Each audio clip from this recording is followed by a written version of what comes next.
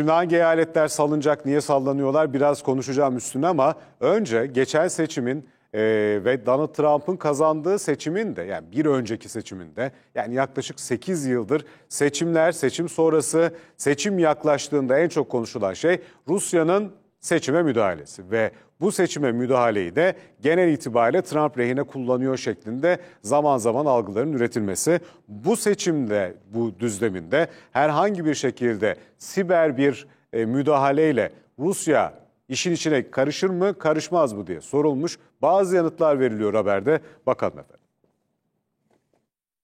Amerika Birleşik Devletleri seçim güvenliğini tehlikeye atabilecek her türlü senaryoya karşı teyakkuzda.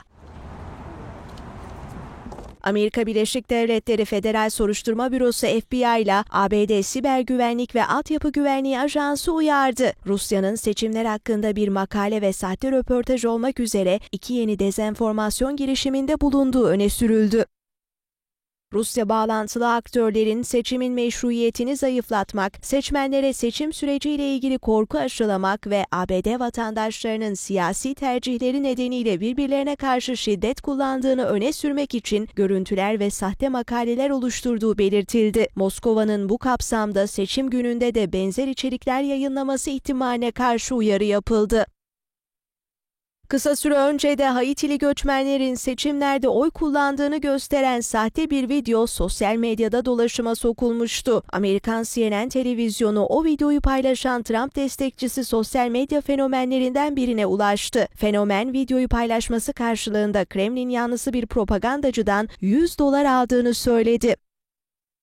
Diğer yandan Trump yanlısı grupların Harris'in sandıktan zaferle çıkması halinde sonuçları tanımayıp sokakları kaosa sürüklemesinden endişe duyuluyor. 6 Ocak 2021'deki kongre baskınının arkasındaki Proud Boys grubu bir kez daha sahnede. Aşırı sağcı ve göçmen karşıtı grup seçimleri sandık başında takip edeceklerini söyledi.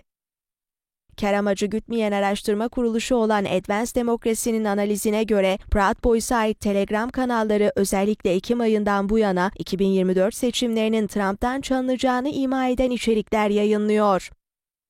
Kritik önemdeki salınacak eyaletlerden Georgia'da ise pazartesi günü bir anket çalışanı korku ve paniğe neden oldu. Çünkü kendisini eyaletteki bir seçmenmiş gibi göstererek seçim görevlilerini bombalama tehdidinde bulunan mektup gönderdiği tespit edildi. Olayın ardından anket görevlisi gözaltına alındı.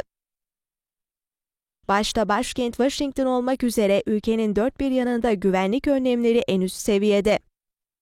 Oy kullanma noktaları ve oy sayım merkezlerinin çevresine güvenlik kameraları yerleştirildi. Bu merkezlerin çatılarına keskin nişancılar konuşlandırıldı. Oy kullanma kabinlerine panik butonları yerleştirilerek sandık güvenliği üst seviyeye taşındı.